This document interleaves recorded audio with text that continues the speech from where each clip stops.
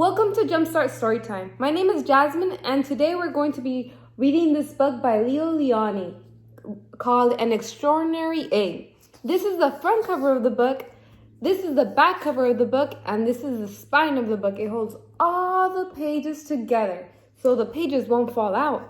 Okay, friends, let's start reading this book.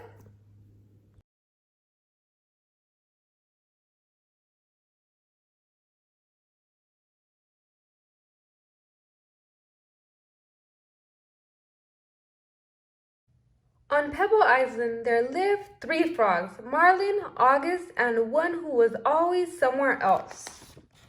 That one's name was Jessica. Jessica was full of wonder.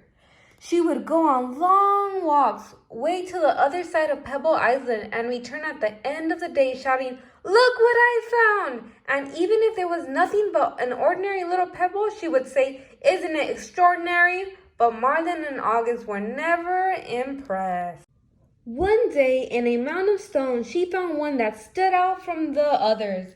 It was perfect, white like the snow and round like the full moon on a midsummer night. Even though it was almost as big as she was, Jessica was decided to bring it home.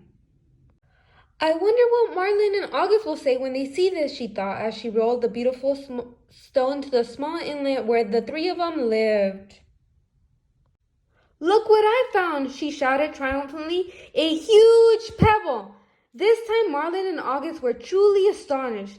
"That is not a pebble," said Marlin, who knew everything about everything. "It's an egg, a chicken egg." "A chicken egg? How do you even know it's a chicken egg?" asked Jessica, who had never heard of chickens. Marlin smiled. "There are some things you just know." A few days later, the frogs heard a strange noise coming from the egg. They watched in amazement as the egg cracked, and out crawled a long, scaly creature that walked on 4 legs. "See!" exclaimed Marlin. "I was right. It is a chicken." "A chicken!" they all shouted.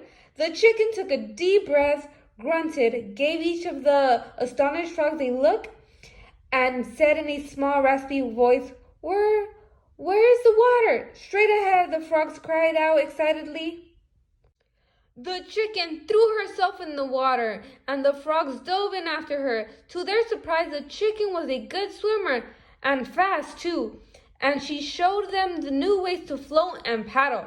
They had a wonderful time together and played from the sun up to sundown, and so it went for many days. Then one day, when Jessica was somewhere else, August and Marlin saw a commotion in the water below them. Someone was in trouble. Quickly, the chicken dove into the dark pool. August and Marlin were frightened. After a few long moments, the chicken reappeared, carrying Jessica. "I'm all right," she called. "I got tangled in the weeds, but the chicken saved me."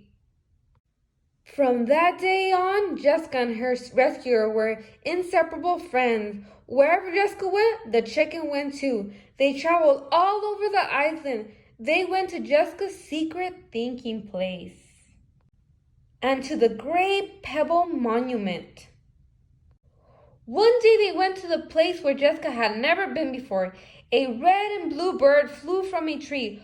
"Oh, there you are," it exclaimed when it saw the chicken. "Your mother has been looking all over for you. Come, I'll take you to her."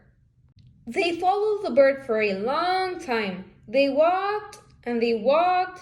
They walked under the warm sun and the cool moon. And then they came upon the most extraordinary creature they had ever seen. It was asleep, but when it heard the little chicken shout, "Mother!" it slowly opened one eye, smiled at the enormous smile, and in a voice as gentle as the whispering grass said, "Come here, my sweet little alligator." And the little chicken climbed happily onto the mother's nose.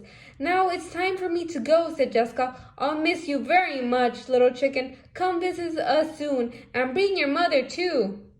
Jessica couldn't wait to tell Marlin and August what had happened. As she neared the inlet, she shouted, "Guess what I found?" And she told them all about it. "And do you know what the mother chicken said to her baby?"